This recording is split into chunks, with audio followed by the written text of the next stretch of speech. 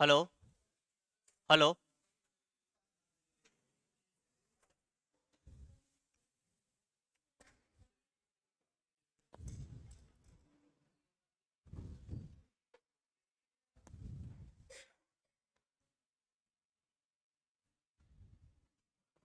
What is history? इतिहास क्या है? डेफिनेशन पे ना जाओ, अपना जो भी है वो बताओ।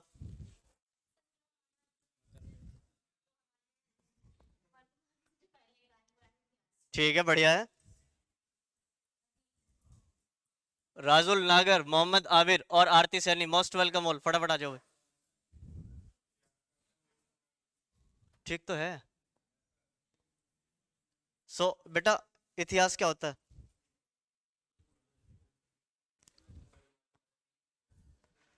देखो, साफ सी परिभाषा है कि अतीत का जो अध्ययन है वो इतिहास है। अब से एक क्षण पहले, एक मिनट पहले, एक सेकंड पहले जो घटित हो चुका वो सब इतिहास है। अच्छा, चाहे वो राजनीतिक क्षेत्रों में हो, चाहे वो आर्थिक क्षेत्रों में हो, चाहे वो सामाजिक क्षेत्रों में हो, और चाहे वो धार्मिक क्षेत्रों में हो। दुनिया के जितने भी क्षेत्र हैं, एक सेकंड पहले जो घटित हो चुका वो सब क्या है? इतिहास। इतिहास अतीत का अध्ययन है। क्लियर? अब एक चीज बहुत इत्मीनान से समझना भाई, आवाज ना हो बिल्कुल भी क्लास के अंदर। फोकस यहां रखो। ठीक है। सो अगर आपसे कोई पूछे कि इतिहास के पढ़ाने का महत्व क्या है, तो आंसर क्या होगा? इतिहास को पढ़ाने का महत्व क्या है? ठीक है।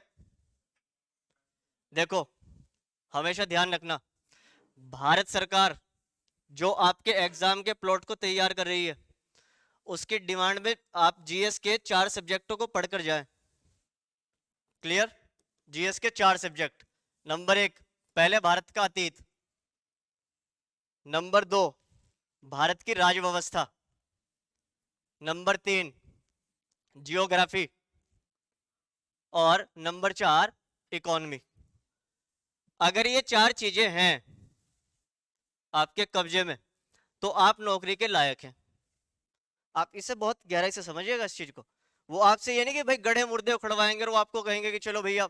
वो ये केवल इस समझ को विकसित करने के लिए कि जो व्यक्ति अपने इतिहास की जानकारी रखता है, वही अपने वर्तमान का निर्माण, और वही कल देश के संसाधनों के रूप में, किसका, भविष्य के रूप में काम आने वाले संसाधनों, आप लोग भविष्य का क्या करेगा? निर्माण करेगा।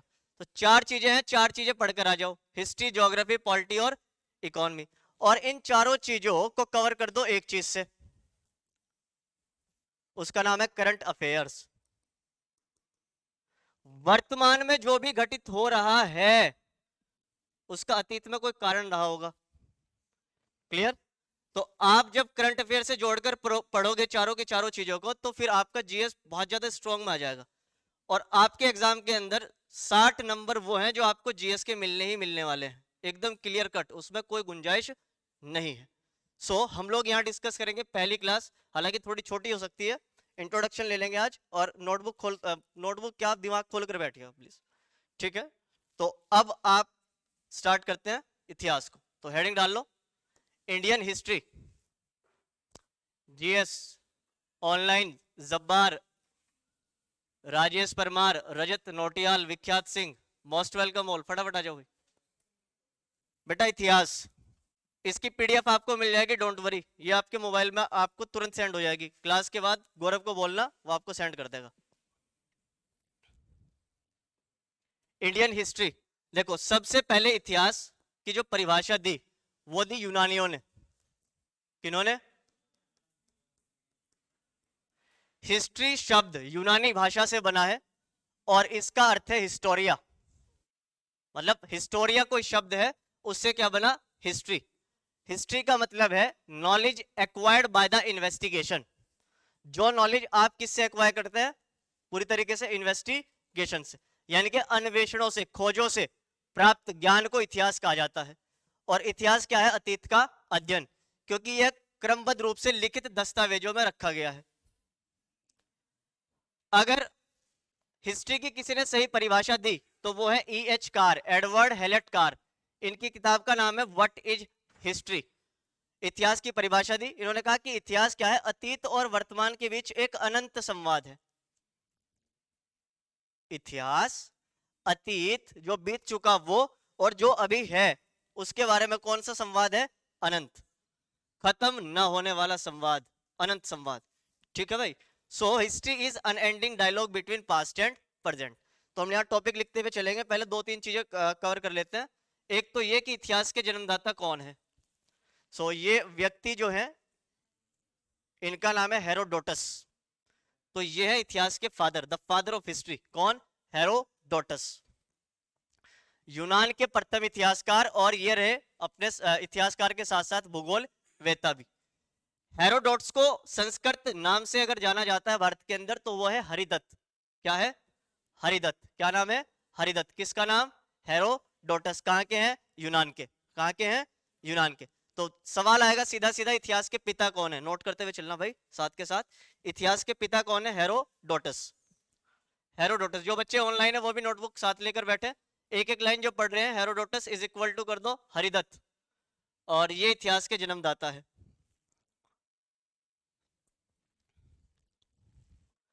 अच्छा, हेरोडोटस को इतिहास का पिता या जनक किसने कहा? तो वो है सिसरो। कौन है? सिसरो। रोमन दार्शनिक है। इतिहास का जनक और पिता कहा है, द फादर ऑफ हिस्ट्री। इन्होंने अपने इतिहास का विषय पेलोपोनेशियन युद्ध को बनाया। एक युद्ध हुआ उस समय, और इसे क्रमबद्ध रूप से लिखा गया उसमें एक टॉपिक के रूप में। कौन सा युद्ध है? पेलोपोनेशियन। तो सवाल आएगा कि इतिहास को विषय के रूप में किस युद्ध ने क्रमबद्ध रूप से उल्लेखित किया था? तो आपका जवाब होगा पेलोपोनेशियन युद्ध। इनकी प्रसिद्ध पुस्तक का नाम है हिस्टोरिका। क्या नाम है? हिस्टोरिका।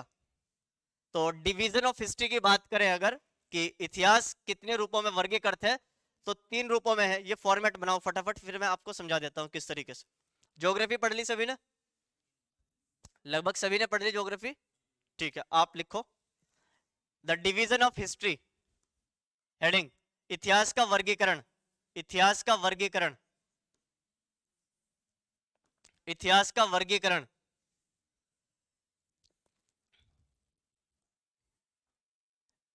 इतिहास का वर्गीकरण। तो 3 रूपों में है, एक तो प्री हिस्ट्री, एक प्रोटो हिस्ट्री, और एक है ऐतिहासिक काल, historical time zone. Historical time zone.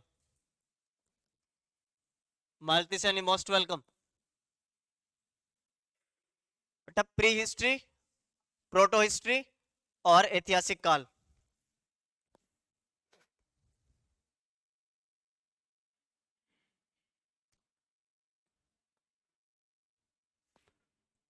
जो बच्चे ऑनलाइन है, जब ये उतार लो आप तो कम से कम ओके कर देना एक बार।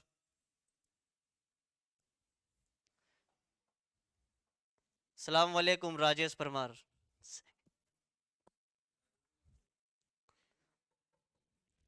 अब बच्चे का मन था तो कर दिया, क्या करें।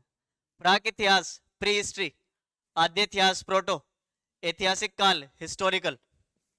सो अज्ञात काल अनआइडेंटिफाइड टाइम, निश्चित नहीं है, कहा नहीं जा सकता, से लेकर कब तक? 2500 ईसा पूर्व तक। अज्ञात काल से लेकर 2500 ईसा पूर्व, यानी कि जब से मानव सभ्यता का अस्तित्व उभर कर आया तब से लेकर 2500 ईसा पूर्व तक का जो समय है वो होगा प्री हिस्ट्री।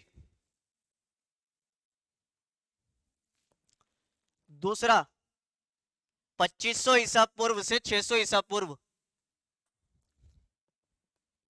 ठीक है भाई, हो गया, ये बच्चे नोट कर रहे हैं अभी, नोटबुक खोलकर ही बैठेगा प्लीज। इसके बाद लिखेंगे ऐतिहासिक काल 600 ईसा पूर्व से स्वतंत्रता प्राप्ति तक। ये मोदी जी हैं इधर, मोदी जी हैं भाई। ये सिंधु घाटी सभ्यता में पाए गए थे, हूबहू उनसे मिलती है शकल इनकी।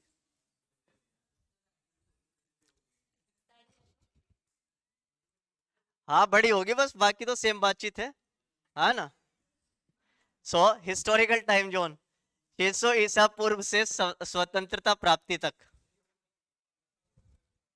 सो the number next is that प्राक इतिहास या प्रागैतिहासिक काल, प्री हिस्ट्री। देखो कौन से समय को प्री हिस्ट्री कहेंगे, समझो एक बात। आप भले ही संवाद के लिए, कम्युनिकेशन के लिए आवाज का इस्तेमाल करते हो, लेकिन एक समय वो भी था जब भाषाएं नहीं थी, और जब भाषाएं नहीं थी तब लोग संवाद किसके माध्यम से किया करते थे? इमोजीज के माध्यम से।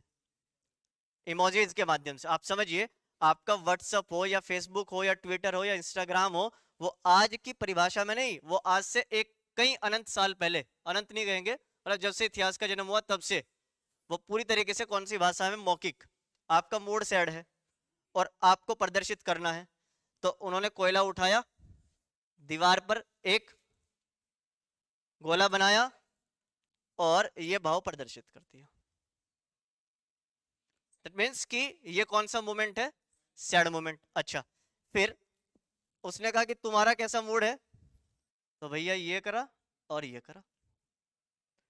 अगर ये इमोजीज आपके इंस्टाग्राम व्हाट्सएप पर आज है, तो आप समझिए कि आप बहुत प्राचीन भाषा का इस्तेमाल कर रहे हैं अपने भावों को प्रदर्शित करने के लिए।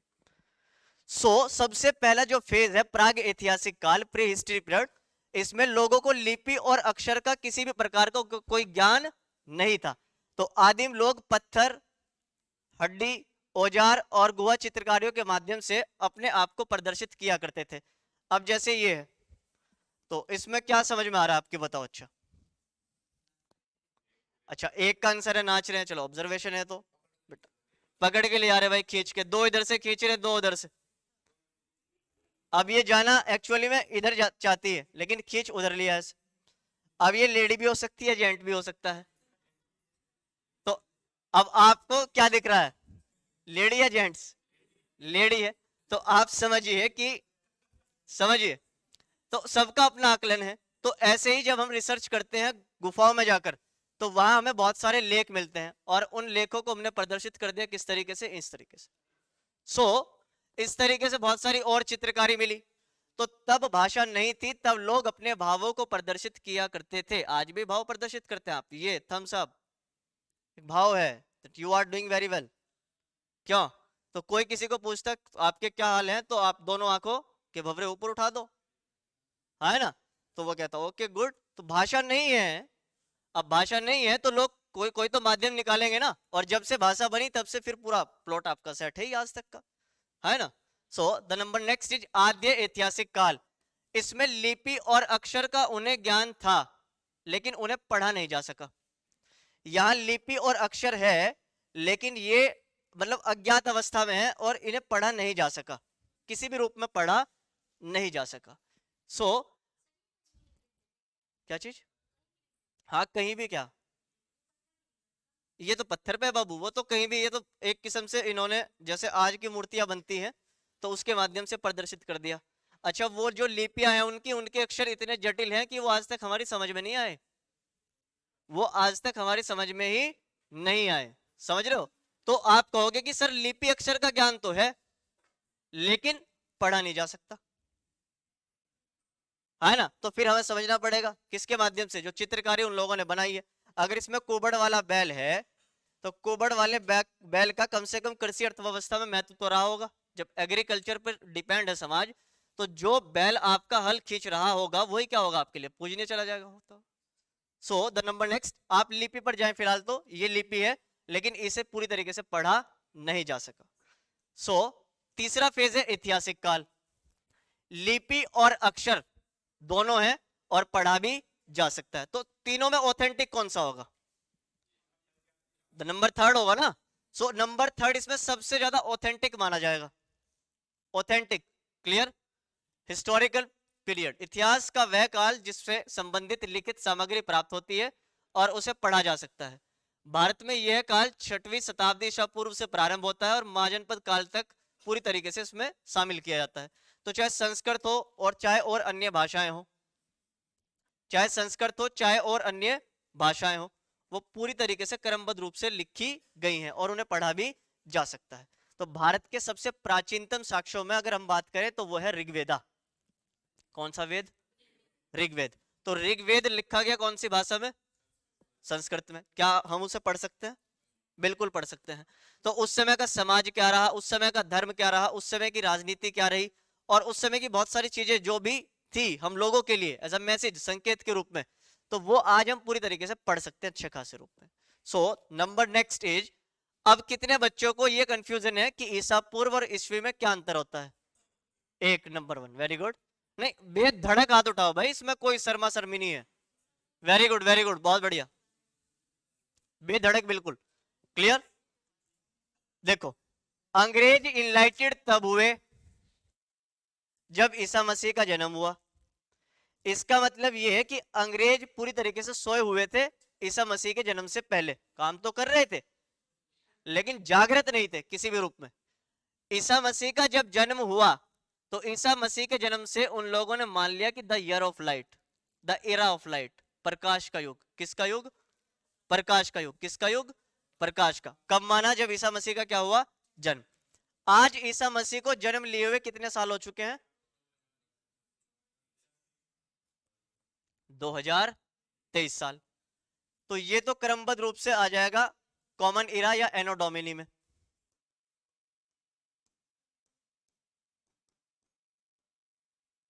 और इसे कहेंगे द एरा ऑफ लाइट।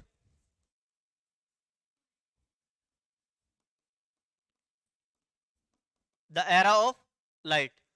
ईसा मसीह के जन्म से 10 साल पहले यानी कि बिफोर क्राइस्ट, 100 साल पहले बिफोर क्राइस्ट, 500 साल पहले बिफोर क्राइस्ट, 1000 साल पहले बिफोर क्राइस्ट, 2000 साल पहले बिफोर क्राइस्ट।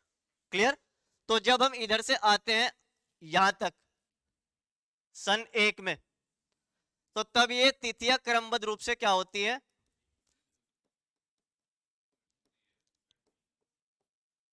घटती है। क्लियर? और जैसे ही ईसा मसीह का जन्म हो गया तो उसके बाद ये तिथियां पूरी तरीके से क्या होंगी? बढ़ते क्रम में जाएंगी। तो आज 2023 तक बढ़ता क्रम इस रूप में आ जाएगा। आज के एरा में बीसी नहीं बोलते, बिफोर कॉमन एरा बोलते हैं। बिफोर कॉमन एरा, और ये है कॉमन एरा। तो ईसा मसीह के जन्म से पहले बिफोर कॉमन एरा और बाद में कॉमन एरा। अब बेटा इसमें कंफ्यूजन क्या है? ईसा पूर्व या ईसवी? यह है ईसा पूर्व और यह है ईसवी। बढ़ता क्रम ईसवी का है और घटता क्रम ईसा पूर्व का। तो इनलाइटेड हुए तो भाई चलो फिर तो पूरी दुनिया पर कब्जा। भारत के इतिहास का वर्गीकरण अगर किया जाए तो वो है 3 फेजों में। उतारो भारत का इतिहास, और ये टॉपिक इसी तरीके से बना लो अपनी नोटबुक में।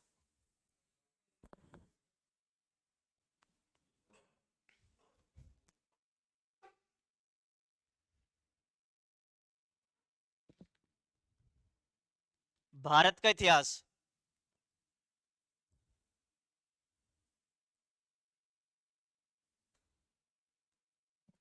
प्राचीन भारत, मध्यकालीन भारत और आधुनिक भारत।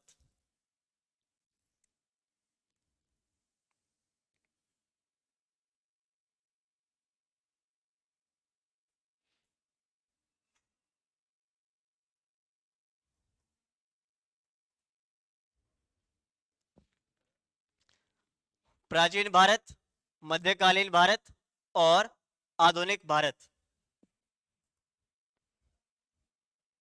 हेडिंग डालो प्राचीन भारत का इतिहास। प्राचीन भारत के टॉपिक लिख लो पहले कौन कौन से हैं और उसके बाद स्टार्ट करेंगे। प्राचीन Bharat, ancient India.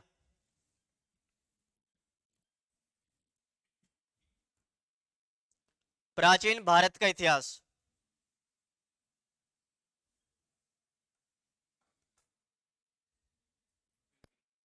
Number 1, Indus valley civilisation, Sindhu घाटी सभ्यता।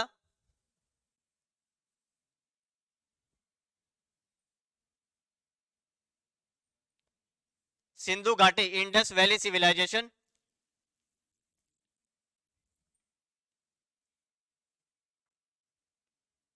नंबर 2, वैदिक सिविलाइजेशन।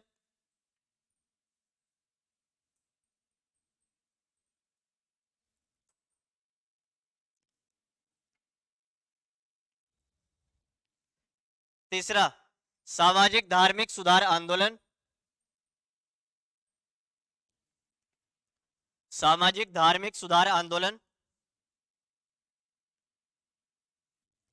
इसमें 2 धर्म लिखो, जैन और बौद्ध। 62 संप्रदाय का उदय हुआ था, लेकिन दो उसमें प्रबल थे, जैनिज्म और बुद्धिज्म। जिन्हें बल मिला वो जैन और बौद्ध, दोनों ही नास्तिक दार्शनिक थे। बेटा ये इसमें लिखना है, यहाँ जैन और बौद्ध। सामाजिक धार्मिक सुधार आंदोलन, जैनिज्म और बुद्धिज्म। नंबर 3, महाजनपद काल, 4th सॉरी,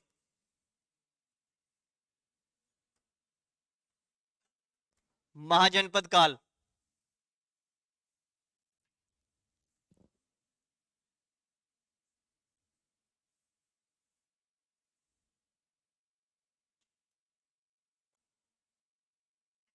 मगध साम्राज्य,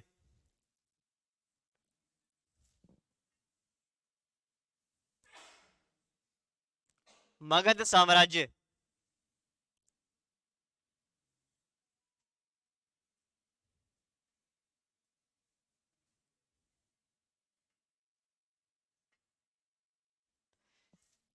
ईरानी और यूनानी आक्रमण, भारत पर विदेशी आक्रमण, foreign इन्वेशन of India, Iranian and Greek.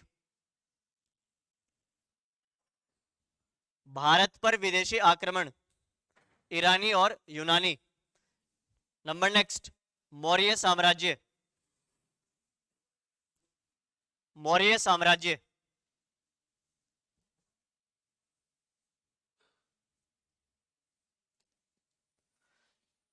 Next, मौर्योत्तर काल,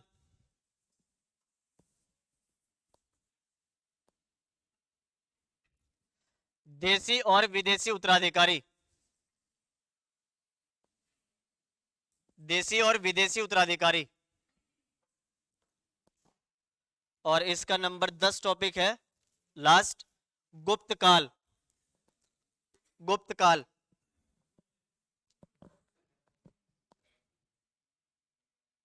नो हो गया, एक और लिख लो, गुप्तोत्तर काल। बेटा बताएंगे रजत, डोंट वरी, अभी आगे चलेंगे तब बताएंगे। सिक्कों का अपना अलग इतिहास रहा है। सो मौर्योत्तर काल और गुप्त काल। सो हेडिंग, मध्यकालीन भारत, सबसे छोटा टॉपिक है इतिहास के लिहाज से, सबसे छोटा टॉपिक है मध्यकालीन भारत का इतिहास। तो बेटा हेडिंग डालो, मध्यकालीन भारत का इतिहास। आज तो मैं आपको सिलेबस लिखवा दूं पूरा क्लियर, फिर टॉपिक स्टार्ट करेंगे कल से।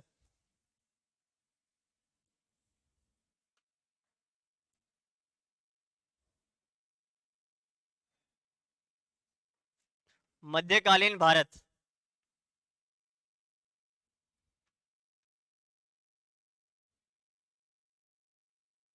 नंबर 1,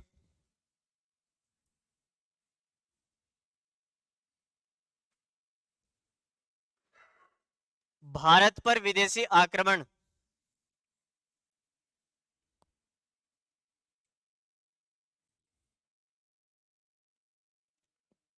इसके ब्रैकेट में लिखो अरबी और तुर्की,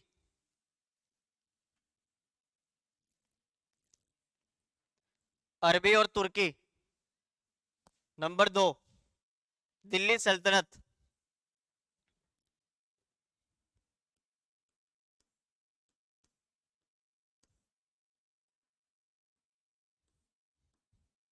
दिल्ली सल्तनत।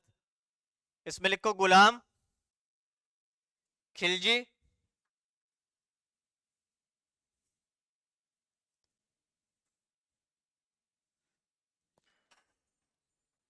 तुगलक, सैयद और लोदी।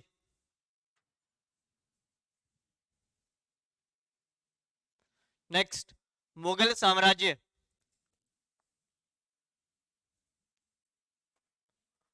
मुगल साम्राज्य।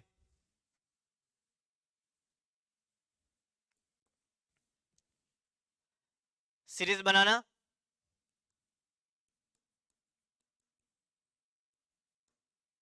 भारत है आज जापान से आगे। इसमें 6 शासक आ जाएंगे, बाबर, हुमायूं, अकबर, जहांगीर, शाहजहां, औरंगजेब।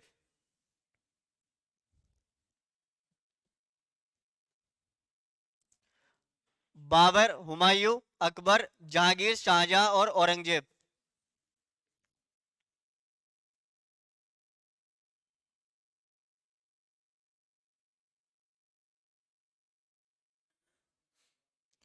भाजसा, भाजपा याद रखते हैं आप लोग, भाजसा भी याद रख लेंगे। जहांगीर।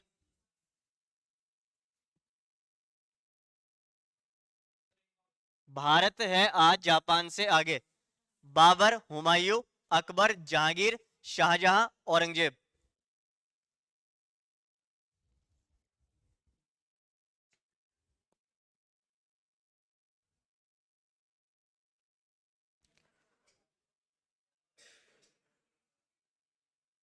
बेटा इसे इंग्लिश में लिखते हैं आप तो ज्यादा बेटर रहता है,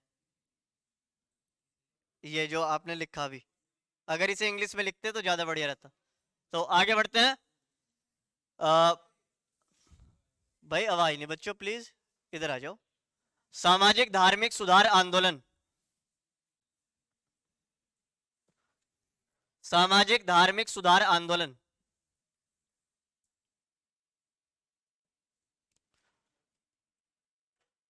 सूफी भक्ति आंदोलन।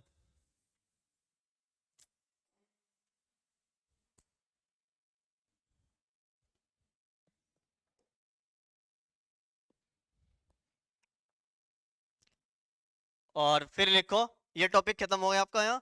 फिर नेक्स्ट लिखो आधुनिक भारत का इतिहास।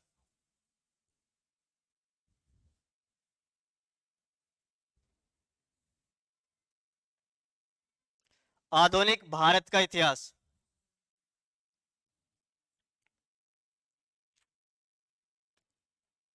नंबर एक, यूरोपीय कंपनियों का आगमन, the arrival of European companies और the attack of European companies. Attack तो नहीं किया, लेकिन ये था कि अटैक से कम नहीं था इनका आगमन भी। यूरोपीय कंपनियों का आगमन, यूरोपीय कंपनियों का आगमन। नंबर दो, the decline of Mughal empire, Mughal साम्राज्य का पतन। The decline of Mughal empire,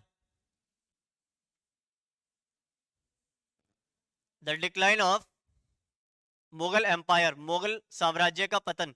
next, नवीन राज्यों का उदय,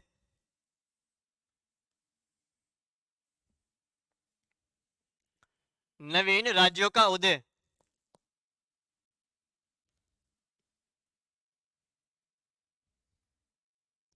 नेक्स्ट, 1757 से 1857 के मध्य हुए विद्रोह,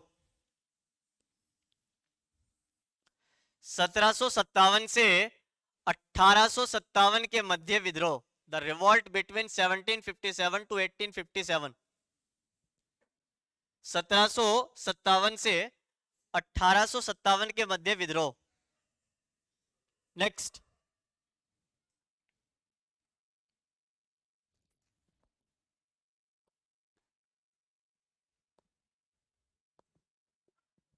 1857 का विद्रोह, 1857 का विद्रोह।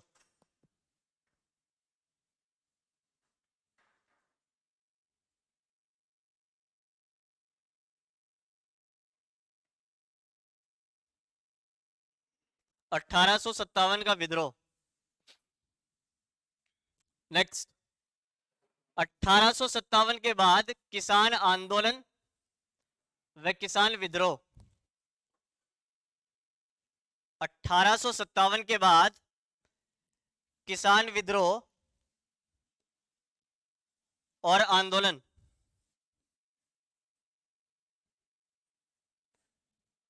1800, पहली क्लास है आज, सो टॉपिक लिख रहे हैं। आप तो पहले भी थे शायद, तो पहले पढ़ा नहीं था। हम लोग प्राचीन से ही स्टार्ट करेंगे, ठीक है। सो 1857 के बाद किसान विद्रोह और आंदोलन। इसके बाद है इंडियन नेशनल कांग्रेस से पूर्व स्थापित संगठन, इंडियन नेशनल कांग्रेस से पूर्व स्थापित संगठन।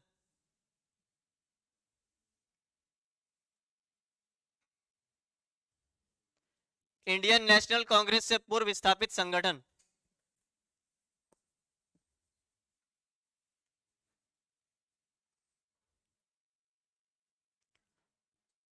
नेक्स्ट, भारतीय राष्ट्रीय कांग्रेस।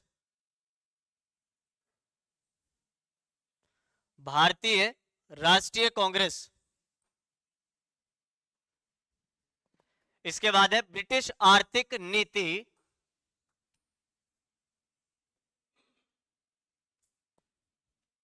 व प्रभाव। ब्रिटिश आर्थिक नीति व प्रभाव।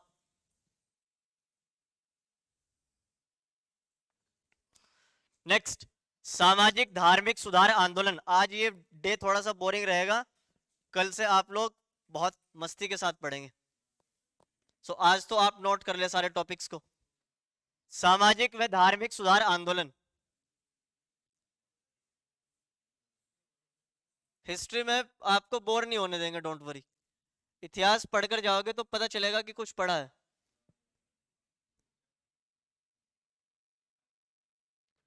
इसके बाद है क्रांतिकारी आंदोलन। रेवोल्यूशनरी मूवमेंट, क्रांतिकारी आंदोलन।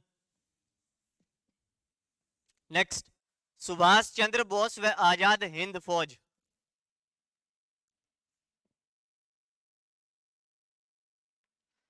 सुभाष चंद्र बोस व आजाद हिंद फौज। नेक्स्ट, भारत में शिक्षा का विकास और समाचार पत्र।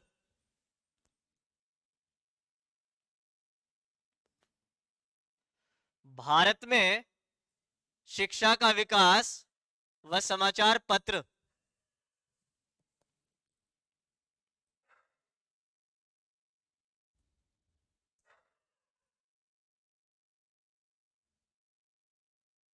नेक्स्ट, भारतीय राष्ट्रीय आंदोलन। भारतीय राष्ट्रीय आंदोलन, Indian national movement.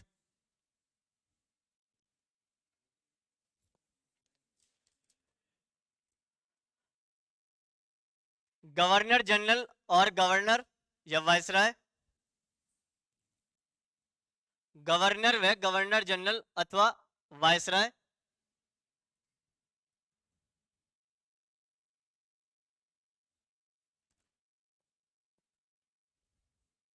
Next, Bharat का संवैधानिक विकास।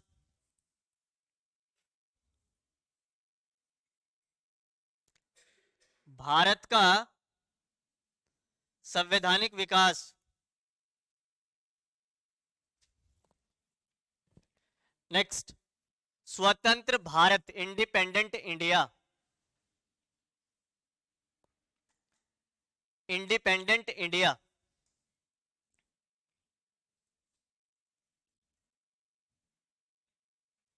और इसके बाद छोड़ दो बस, और कुछ नहीं भाई। हो गया आजाद भारत? हो गया नहीं हो गया? ठीक है, तो काम यहां तक खत्म कर लेते। तो बिल्कुल बेटे बिल्कुल, आई एग्री विद यू। ठीक है, सो स्टार्ट करते हैं।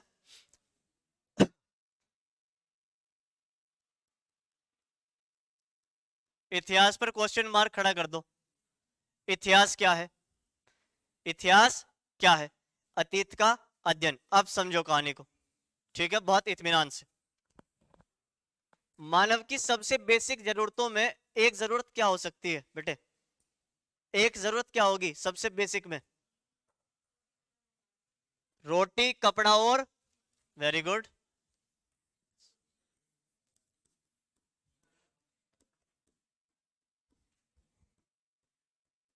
इसमें से दो चीज को रिप्लेस कर दे तो काम चल जाएगा, डोंट वरी।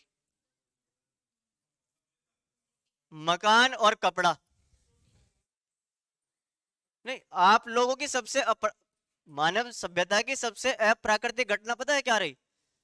जब से हम लोगों ने वस्त्रों को पहन लिया था, समाज का एक बहुत बड़ा हिस्सा पूर्ववर्ती काल में बहुत लंबे समय तक क्या रहा है? नग्न ही रहा है। क्लियर? सो फिर हमने पत्ते इजाद किए, फिर कॉस्ट्यूम आ गया, तो आज हमारी बातचीत कुछ ऐसी है। सो बेटा आप समझो कि सबसे बेसिक में क्या है कि मकान ना भी हो काम चल जाएगा। पहले लोग क्या थे, घुमंतु, एक छोर से दूसरे छोर, और किसकी खोज में। तो धीरे धीरे उसने क्या पहनना स्टार्ट किया, और जरूरतें बढ़ी तो फिर क्या खड़ा कर दिया। इसमें एक चीज आपने मिस कर दी, रोटी भी ना हो लेकिन कम से कम आपको एक चीज तो चाहिए, एसेंशियल जो है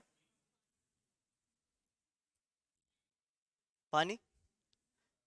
पानी या तो आप उस समय के लिहाज से जो आपके तालाब है, जोहड़ जिन्हें बोलते हैं आप लोग, या तो वहां से ग्रहण करें, और दूसरी बात यह है या वो किसके आसपास आए, नदियों के। तो मानव सभ्यता की रेस शुरू होती है एक सिंगल सेल से, एक कोशिका से, एक कोशिका से दो कोशिका, और फिर दो से पूरी रेस तैयार हुई।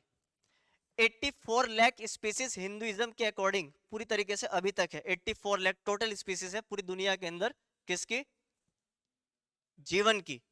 तो उसमें बहुत सारे जीव जंतु भी हैं और उसी में मानव भी है। अच्छा, मानव क्या है, उसमें सबसे बड़ा जानवर है, सबसे मूर्ख और गधा है। नहीं नहीं, सबसे होशियार नहीं कहोगे आप भाई, ये सबसे बड़ा मतलब धरती का सबसे बड़ा वहशी आदमी है। हाँ ना, समझोगे नहीं तो आपके पशु पक्षियों में सूझबूझ इनसे बहुत ज्यादा अच्छे खासे रूप में हो सकती है, समझो। तो जब रिप्रोडक्शन आया तो एक कोशिका मेल और दूसरी फीमेल, तो वहां से मानव सभ्यता चलती हुई पूरी तरीके से कहां तक आ गई, आज कम से कम 135 करोड़ की पॉपुलेशन के आसपास। इसमें से दो चीजें हैं जो हमारे पास अभी हैं, एक तो पानी को जुटाने का साधन और दूसरा रोटी। इसके साथ साथ जरूरतें बढ़ी तो हमने कपड़ा भी ले लिया, और फिर हम लोग घुमंतु से क्या हो गए, स्थायी। स्थायित्व जैसे ही आया सभ्यताएं बननी स्टार्ट हो गई। लोग जंगलों में निवास किया करते थे, घूमा करते थे, खाना पीना जुटाया और अपना फिर चल दिए, खाना पीना जुटाया फिर चल दिए। तो घुमंतु थे। तो जब वो लोग स्टेबल हो गए तो मकान की जरूरतें बढ़ने लगी। अब सबसे एसेंशियल चीज, ना पानी हो, ना रोटी हो, ना कपड़ा हो, ना मकान हो, लेकिन कम से कम मोबाइल हो, और तुम्हारे प्राण निकल जाए अगर छीन ले तुमसे कोई, मर जाओ तुम। क्लियर। मानव जैसे जैसे आगे अग्रसर हुआ तो उसकी जरूरतों ने उसी रूप से उसका चुनाव करना प्रारंभ कर दिया। तो हमारी जरूरतें, हमारी खुद की जरूरतों ने आज हमें यहाँ इस मुकाम पर लाकर खड़ा किया है। तो मानव सभ्यता की रेस में दो चीजें बस कॉमन रहेंगी, समाज चाहे कितना भी अत्याधुनिक क्यों ना हो जाए, दो चीज हमेशा कॉमन रहेगी, एक तो रोटी और दूसरा पानी। और बेटा पानी का प्राकृतिक स्रोत उस समय के लिहाज से, आज से मैं बात कर रहा हूं 70-80 हजार साल पहले की बात, तो वो केवल एक ही था, नदियों के आसपास। अच्छा, आपने जो प्राचीन भारत का पहला टॉपिक लिखा पढ़ो से क्या है,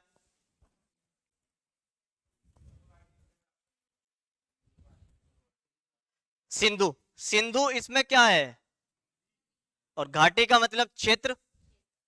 क्लियर, देहरादून भी एक घाटी है ना, क्षेत्र। और इसके बाद क्या शब्द जुड़ा, सभ्यता। अच्छा, कौन सी ऐसी चीज है जो हमें सभ्य बनाती है,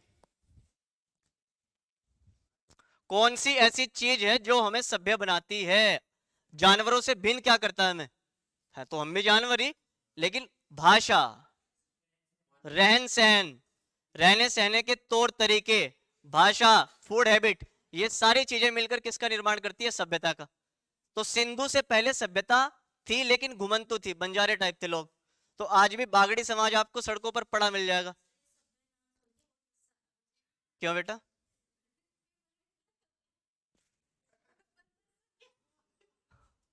कोई बात नहीं, कोई बात नहीं।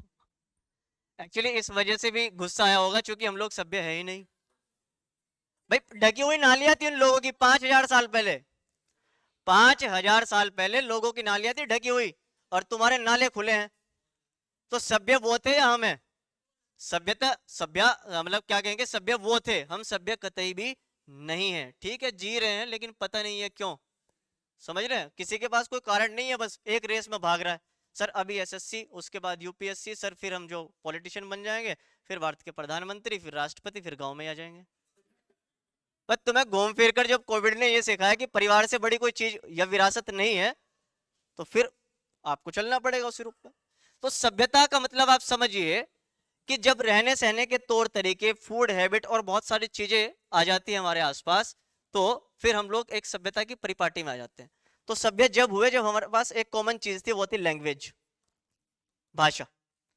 तो भाषा ने हमें औरों से भिन्न कर दिया, भाषा ने औरों से भिन्न कर दिया। सभ्य होने का तरीका ही भाषा है।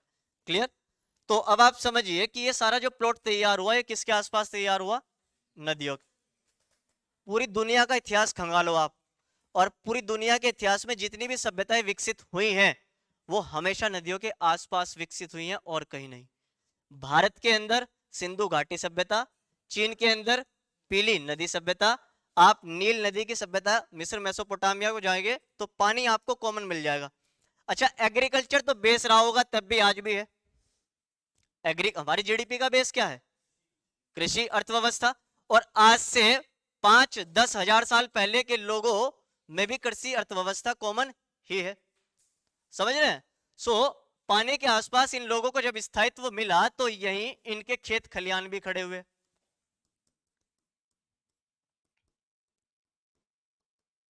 तब इनके यहाँ खेत खलियान खड़े हुए। तो पहले घुमंतु थे, लोग जाया करते थे और फिर पूरी तरीके से आया करते थे। तो आप समझिए कि नदियों के आसपास इन लोगों ने अपने खेतों को विकसित किया और नदियों के आसपास ही एक पैटर्न तैयार किया जिसका नाम था कृषि। फिर तो ये भी हुआ होगा ना भाई, प्राकृतिक रूप से आपको मैं जंगल में छोड़ दूं, सपोज दैट अंडमान निकोबार में छोड़ दिया जाए आपको, और पूरा घनघोर जंगल है, तो आप उस समय वहां सारे के सारे फलों को, सारे फूलों को टेस्ट कर रहे होंगे। अच्छा, टेस्ट करने के बाद अगर कोई आदमी फ्लैट हो जाए, मर जाए, तो आपने अपनी आने वाली पीढ़ी को यह बताया कि भैया ये नहीं खाना है, निषेध है, ये निषेध है। रिसर्च किस पर थी? फूड पर, पानी पर। तो सारे के सारे बीजों को संरक्षित कर कर वो अपने खेतों तक लेकर आए, चाहे आम का पेड़ हो, चाहे अमरूद का बागीचा हो। वो सारे बीजों को तैयार करने के बाद ये सारा का सारा सिस्टम हमें यहाँ मिला। कौन से पैटर्न में? Agriculture pattern. किसके आसपास से विकसित हुआ सारा सिस्टम? नदियों के आसपास। ठीक है? तो भारत के अंदर एक नदी है जिसका नाम है इंडस वैली सिविलाइजेशन, तो है खैर। तो इंडस रिवर है हमारी, तो देख लेंगे किस रूप में है।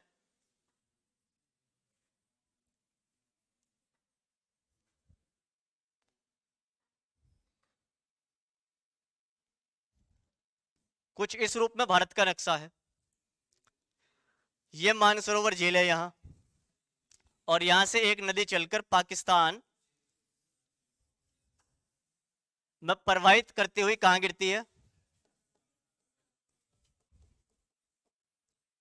अरब सागर में। क्लियर? इंडस। इसी के आसपास यहां से लेकर यहां तक जितना भी समाज एकत्रित हुआ, वो सब क्या था? इंडस वैली सिविलाइजेशन का हिस्सा। यानी कि इस नदी के आसपास जो समाज विकसित हुआ, वो सारा का सारा इंडस वैली सिविलाइजेशन का हिस्सा था। तो भारत के अंदर अगर आपसे कोई पूछे कि बेटा भारत की सभ्यता की शुरुआत किस नदी से हुई, तो आपका जवाब हमेशा एक होगा, क्या होगा? सिंधु। सिंधु से शब्द ड्राइव्ड होकर क्या बना? हिंदू। और हिंदू से बना हिंदुस्तान। इंडस से बना इंडिया।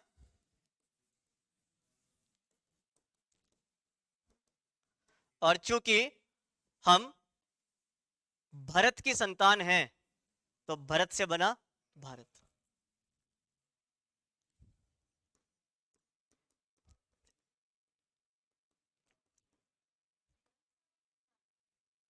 हाँ बिल्कुल, क्यों नहीं है बेटा। अपनी सभ्यता संस्कृति पर फक्र करना सीखो आप लोग।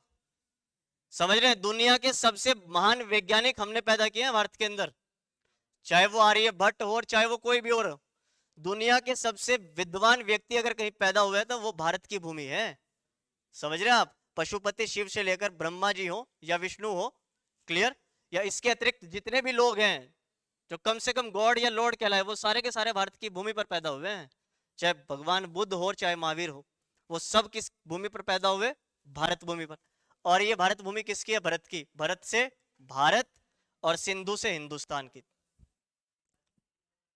इतना समझ में आया? आपकी जरूरतों ने खड़ा किया समाज को या किसी कोई और वजह थी? आपकी जरूरतों ने ही पैदा की हैं चीजें। आपकी जरूरत नहीं है, मोबाइल तो नहीं चलाएंगे आप, क्या दिक्कत है? एक हमारे माता पिता इस जनरेशन की वो आखिरी पीढ़ी होंगे जिन्होंने एक युग को परिवर्तित होते देखा है। तो कहां तो बैंकों की लाइनें और कहां क्यूआर कोड। तो इट्स ए युग परिवर्तन, है ना। इसके बाद फिर ये युग कभी नहीं आएगा, क्योंकि इसके बाद हम अपने बच्चों को बहुत, मतलब बहुत बड़ी चीज देने जा रहे हैं। उनके लिए यूट्यूब झंझुना हो गया। अब जिस पीढ़ी के लिए यूट्यूब हो गया झंझुना, तो वहां तो मामला खराब है भाई, है ना। समझ रहे हैं? आपकी जरूरतों ने समाज को क्या किया, पैदा किया, और समाज की सारी जरूरतों को लाकर खड़ा कर दिया नदियों के आसपास के क्षेत्रों में। यहां तक का प्लॉट तो अब तैयार कर लेते हैं। नेक्स्ट आप इंडस वैली सिविलाइजेशन, बिल्कुल हेडिंग डाल लो, सिंधु घाटी सभ्यता। और बेटा ये टॉपिक पढ़ेंगे कल हम लोग इंडस वैली सिविलाइजेशन पढ़ेंगे, सिंधु घाटी सभ्यता। ये हम लोग कल डिस्कस करेंगे। आज के लिए बहुत बहुत शुक्रिया, कल फिर मुलाकात होगी। बहुत बहुत धन्यवाद सभी।